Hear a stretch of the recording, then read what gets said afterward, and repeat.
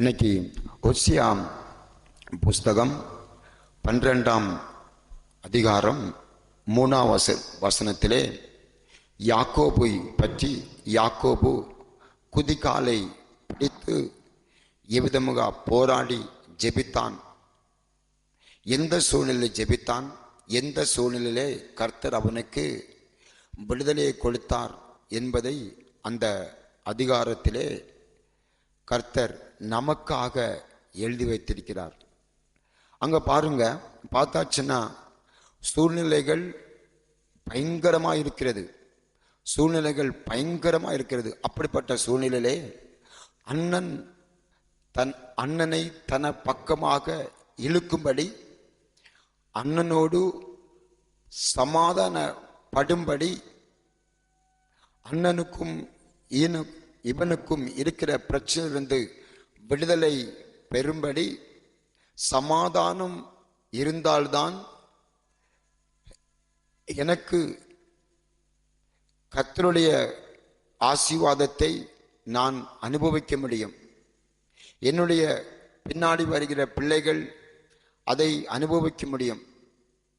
கர்த்தர் எனக்காக என்ன என் தாய் நிமித்தம், என் தகப்ப நிமித்தம் எந்த ஆசீர்வாதங்கள், எந்த நன்மைகள் கர்த்தர் எனக்காக வைத்திருந்தாரோ அதை நானும் என் பிள்ளைகளை அனுபவிக்க முடியும் என்பதை யாக்கோபு உணர்ந்தான். யாக்கோபு உணரும்படி கர்த்தர் கிருபை செய்தார். என் அன்பின் தெய்வ ஜனாங்கமா, கர்த்தருடைய வார்த்தையை நம்ம பார்க்கும்போது அண்ணன் எந்த சூழ்நிலையிலும் வராத தன பக்கமாக தன முகத்தை பார்க்காதபடி யாக்கோபு அவனுக்கு துரோகம் பண்ணினான். இந்த யாக்கோபு அவனுக்கு துரோகம் பண்ணினான். ஆனால் ஜெபம் அந்த துரோகத்தை மாற்றி சமாதானத்தை கொண்டு வரும், ஐக்கியத்தை கொண்டு வரும். நாங்கள் 2 பேரும் சேருவோம் என்ற ஒரு திட நம்பிக்கை யாக்கோபுக்கு இருந்தது. அந்த நம்பிக்கை யாரு யாக்கோபுக்குள் வைத்தது என்பதுதான் பெரிய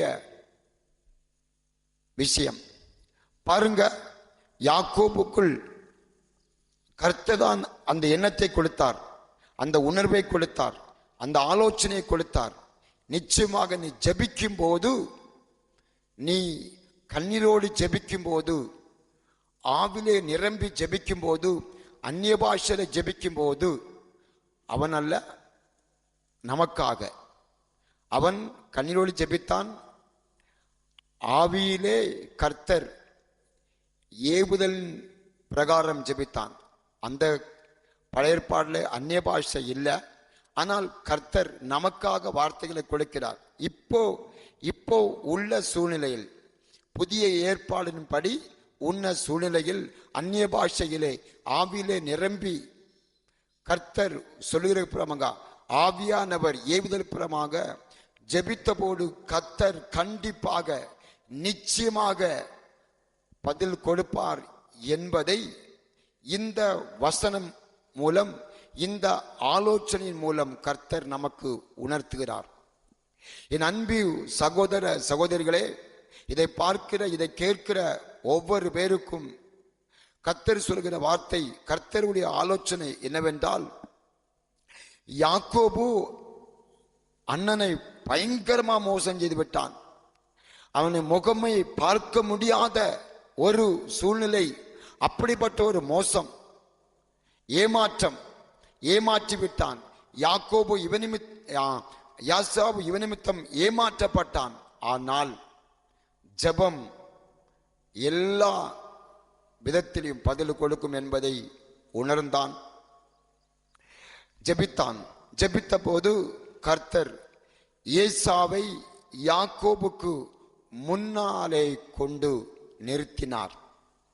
ஜெபம் செய்தது. சூழ்நிலைகள் எப்படி இருந்தாலும் ஜெபம் நமக்கு முன்னாடி என்னென்ன கொண்டு வர வேண்டுமோ அதெல்லாம் கொண்டு வரும். பிள்ளைகளுக்கு பீசு கட்டாத ஒரு சூழ்நிலை, யாரு முகமும் பார்க்க முடியாத ஒரு சூழ்நிலை, வீட்டு விஷயத்திலே, கல்யாண விஷயத்திலே, நண்பர் சகோதர விஷயத்திலே ஒரு முறை நம்முடைய மனசின் பற்றி சூழ்நிலையின் படி ஏதாவது ஒரு சங்கடன நடந்திருக்கும், ஏதாவது ஒரு சூழ்நிலை நடந்திருக்கும். ஆனால் ஜெபம் நமக்கு முன்னாடி அந்த ஆளை கொண்டு வரும், அந்த நம்ம எதிர்பார்க்கிற பணத்தை கொண்டு வரும். நம்முடைய பிள்ளைகளுக்கு, மகனுக்கு ஏற்ற துணைவியை கர்த்தர் கொண்டு வருவார். மகளுக்கு ஏற்ற துணைவனை கர்த்தர் உங்க வீட்டுக்கு முன்னாடி கொண்டு வருவார். பிள்ளைகளுக்கு ஃபீஸ் கட்டுவதற்கு ஏற்ற, ஊழியத்திற்கு ஏற்ற தேவைகளை, ஜனங்களை கர்த்தர் உங்களுக்கு முன்னாடி கண்டிப்பாக கொண்டு வருவார். யார் உங்களுக்கு துரோகம் செய்தார்களோ, நீங்க யாருக்கு துரோகம் செய்தீர்களோ அந்த ஆளை உங்களுக்கு முன்னாடி கர்த்தர் கொண்டு வருவார். உங்களை குணமாக்கும்படி ஊழியக்காரர்களை உங்கள் முன்னாடி கர்த்தர் கொண்டு வருவார். உங்களை விடுதலையாக்கும்படி கர்த்தர் உங்கள் முன்னாடி ஊழியக்காரர்களை கொண்டு வருவார். என்ன தேவைகள் இருக்கிறதோ அதை கர்த்தர் உங்களுக்கு முன்னாடி கண்டிப்பாக கொண்டு வருவார். நமக்கு அது பைபிளோ எழுதப்பட்டிருக்கிறது. நமக்காக கர்த்தர் யாக்கோபை படைத்து, ஏசாவை படைத்து நமக்காக அதை கர்த்தர் எழுதி வைத்தார். இதை நம்ம எப்பொழுதும் மறந்து போகக்கூடாது. வீடு கட்டுவதற்கு ஏற்ற வசதிகளை கர்த்தர், பண தேவைகள், கூலி ஆட்கள் தேவைகள், மேஸ்திரி தேவைகள், என்ன தேவைகள் இருந்தாலும் அதை கொண்டு வருவார். ஊழிய பாதையில சர்ச்சு கட்டுவதற்கு, மிஷினரிகளை சப்போர்ட் செய்வதற்கு, அநாத பிள்ளைகளை போஷிப்பதற்கு, விதவைகளை போஷிப்பதற்கு என்ன தேவை இருக்கிறதோ அதை கர்த்தர் கண்டிப்பாக சந்திப்பார். கண்டிப்பாக உங்கள் முன்னாடி கர்த்தர், நம் முன்னாடி கர்த்தர் கொண்டு வருவார். யாக்கோபுக்கு முன்னாடி ஏசாவை கொண்டு வந்த மாதிரி கர்த்தர் நிச்சயமாக கொண்டு வருவார், நிச்சயமாக கொண்டு வருவார், நிச்சயமாக கொண்டு வருவார். மகளுக்கு மருமகனை கொண்டு வருவார். மகளுக்கு மருமகனையும், பேரன் பேத்திகளுக்கு பிள்ளைகளையும் தப்ப கண்டிப்பாக கர்த்தர் கொண்டு வருவார். இன்னைக்கு வயசு போச்சு, 30 வயசு தாண்டிட்டு, 40 வயசு தாண்டிட்டு, 45 வயசு தாண்டி போச்சு. ஐயோ, அப்பா ஒரு பக்கமாக அழுகிறார், துக்கப்படுகிறார், வேதனைப்படுகிறார், கவலைப்படுகிறார், வெட்கப்படுகிறார். தாய் உடைய சூழ்நிலை அப்படி இருக்கிறது. தாய் தகப்பனை இழந்த சூழ்நிலை இருக்கிறது. யாருமே இல்லை, எனக்கு யாருமே இல்லை, வயசாகி போன்றிருக்கிறது, கல்யாணம் ஆகவில்லை, ஊழியத்திலே ஒரு ஸ்தோத்திரம், ஒரு முன்னேற்றம் இல்லை. அப்பா, அது மாத்திரமல்ல, வேலை இல்லை, வேலை இல்லை, திண்டாட்டம், வயசாகி போய்கொண்டிருக்கிறது என்று நாம் கவலைப்படும் போது, நாம் கர்த்தருடைய சமூகத்திலே பரிசுத்தாவிலே நிரம்பி கர்த்தர் சொல்லுகிற பிரமாக நம்ம ஜெபிக்கும் போது கர்த்தர் கண்டிப்பாக கண்டிப்பாக நமக்கு முன்னாடி எதை நிறுத்த வேண்டுமோ அதை கர்த்தர் நிறுத்துவார். கர்த்தருடைய சமூகத்திலே காத்திருந்து ஜெபிக்கிறவர்களை யாரையும் கர்த்தர் வெட்கப்படுத்த மாட்டார், வெட்கப்படுத்த மாட்டார், வெட்கப்படுத்த மாட்டார். என் அன்பு சகோதர சகோதரிகளே, அம்மா தாய்மார்களே, தகப்பன்மார்களே, தம்பி தங்கச்சி, என் உடன்பிறப்புகளே, நான் உங்களுக்கு ஒரு சத்தியமான ஒரு இன்ஸ்டன்ட் சாட்சியை உங்கள் முன்னாடி நான் வைக்கிறேன். அகஸ்டீன், தூய அகஸ்டீன், செயின்ட் அகஸ்டீன், அப்படி ஒரு சகோதரன் வாழ்ந்து கொண்டிருந்தான். வாழ்ந்தான். அந்த காலத்திலே தகப்பனை இழந்தான், கணவனை தாய் இழந்தாள். பயங்கரமான ஒரு பிரச்சனை குடும்பத்திலே. பண வசதி இல்லை, வேலை வசதி இல்லை. அப்படிப்பட்ட சூழ்நிலைகளே உண்பதற்கு உணவு இல்லை, கட்டுவதற்கு உடுப்பதற்கு உடை இல்லை, தங்குவதற்கு மாத்திரம் ஒரு சின்ன குடிசை ஓலை வீடு. அப்படிப்பட்ட சூழ்நிலையிலே கணவன் இல்லை, தகப்பன் இல்லை. அந்த சூழ்நிலையிலே பையன் சின்ன வயசுலோ அகஸ்டின் சர்ச்சுக்கு போனாப்புல. ஆனால் வளர்ந்த போது அவனுடைய சூழ்நிலை மாறிவிட்டது. ஆனால் கர்த்தருடைய சமூகத்திலே தாய் ஜெபித்தது மகனுக்கு வேண்டி. ஒவ்வொரு நாளும் ஓடோடி போய் கர்த்தருடைய சமூகத்திலே ஆலயத்திற்கு போய் ஜெபித்தது. இவனை வளர்ப்பதற்காக, இவனை பாதுகாக்கும்படி ஒரு சின்ன பொண்ணை வீட்டில் வைத்திருந்தாள். இந்த தாய் எல்லா வீட்டிலும் போய் பழைய உடுத்திருந்த ட்ரெஸ் கலச்சி போடும்போது அதை துவைக்கிறது, சாப்பாடு சாப்பிட்ட அந்த பாத்திரத்தை கழுவுறது, இப்படிப்பட்ட வேலைகளை எல்லா வீட்டிலையும் காலையிலே போய் செய்கிறது. ராத்திரியும் பகலும் இந்த தாய் இவ்வளவு கஷ்டப்பட்டது. ஆனால் நாளடைவில் இவன் பெரிய மோசக்காரனானான். யாக்கோபு எவ்விதமுகா அண்ணனை ஏசாவை மோசம் பண்ணானோ, இவன் கூட கர்த்தருக்கு தாய்க்கு மோசக்காரனாய் இருந்தான். ஆனால் தாய் மாத்திரம் ஜெபத்தை விடவில்லை. ஜெபம் என்னும் ஒரு விதையை அவன் இருதயத்திலே போட்டது, அவன் மனசிலே போட்டது, அவன் சரீரத்துக்குள் ஆவிக்குள்ளே போட்டது. அது ஒரு நாள் முளைக்கும் என்பது. சூழ்நிலைகள் ஐயோ தலை எடுக்க முடியாத சூழ்நிலை, தலை நிமிர முடியாத சூழ்நிலை. அப்படிப்பட்ட எல்லாரும் எந்த வீட்டில் போய் இந்த அம்மா பாத்திரம் கழுவாங்களோ, துணி துவைப்பாங்களோ, வீடு தூப்பாங்களோ, தூக்குற வீடு, பெருக்கிற வீடு, ஓட்டர் அடிக்கிற வீடு, அந்த வீட்டில் அந்த வீட்டுக்கார் அந்த ஓனரமா கூட, அந்த ஓனர் கூட, அங்க பிள்ளைங்க கூட, உன் பையன் அங்க பார்த்தான், விபச்சாரம் பண்றான், குடிக்கிறான். இப்படிப்பட்ட சூழ்நிலை எல்லாரும் பேசினாங்க. ஆனா இவள் கலங்கவில்லை. என் கர்த்தர் பெரியவர், சூழ்நிலை காட்டிலும் பெரியவர், அவனை உண்டாக்கினவர், அவனுக்கு ஒரு பிறப்பை கொடுத்தவர், அவனை வளர்க்கிறவர் கர்த்தர் என்பதை நிச்சயமாக அந்த தாய் சொன்னது. ஒவ்வொரு நாளும் சர்ச்சில் கூட அப்படி பேசினாங்க, பாஸ்டர் கூட பேசி இருக்கலாம், விசுவாசிகள் பேசி இருக்கலாம். ஆனால் ஜெபித்தது. ஒரு நாள் கர்த்தர் சந்தித்தார். அந்த தாய் சொன்ன வார்த்தை என்ன தெரியுமா? நான் எந்த பைபிளை கையில் வைத்து ஆலயத்திற்கு போகிறேனோ, இந்த வார்த்தைகள் அவனை சந்திக்கும், இந்த வார்த்தைகள் அவனை, இதே வார்த்தைகளை திருப்பி அவன் எடுத்து உரைத்து ஊழியம் செய்வான்.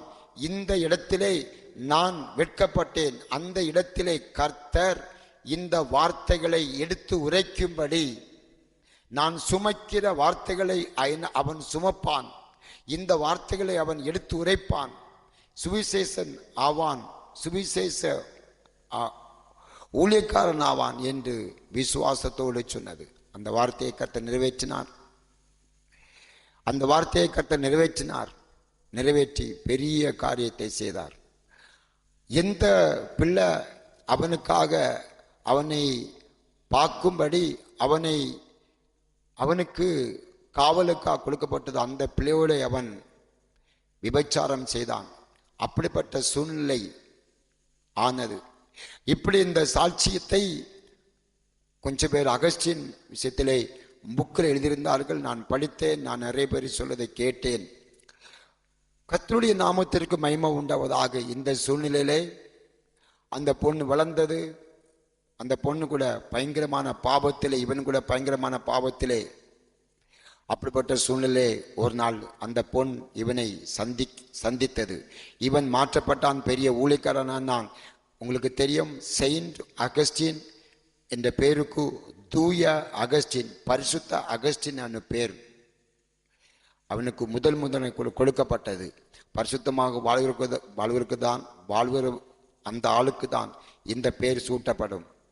அப்படி மாற்றப்பட்டான். ஒரு நாள் அந்த பொண்ணு எனவே இவனை சந்தித்த போது அந்த பொண்ணோடு அந்த பொண்ணு இவனை பார்த்து அகஸ்டின் அகஸ்டின் அகஸ்டின் கூப்பிடும்போது இவன், நான் பழைய அகஸ்டின் இல்லை, you R A C, I am not a he. நீ அந்த பொண்ணா இருக்கலாம், நான் அந்த பையன் அல்ல. இப்போ அப்படி சொல்லி கொஞ்சம் பேர் சொல்றாங்க, அவளை பார்த்தபோது கீழே விழுந்து ரட்சிப்பு அடைந்தாள் என்று. ஆனால் விஷயம் தெரியாது. ஆனால் அவள் கீழே விழுந்து மீன் துளிக்கிற மாதிரி துளித்தாள், பாவத்தை உணர்ந்தாள் என்று கொஞ்சம் பேர் சொல்கிறார்கள். ஏது இனவிருந்தாலும் ஜெபத்திற்கு பதில் வந்தது. சூழ்நிலைகள் எப்படி இருந்தாலும் ஜெபத்திற்கு கண்டிப்பாக பதில் வரும். நம்ம இதை மறந்து போகக்கூடாது. எந்த சூழ்நிலை இருந்தாலும் நம்ம முன்னாடி கர்த்தர் நமக்குள்ள தேவைகளை முன்னாடி கொண்டு வருவார்.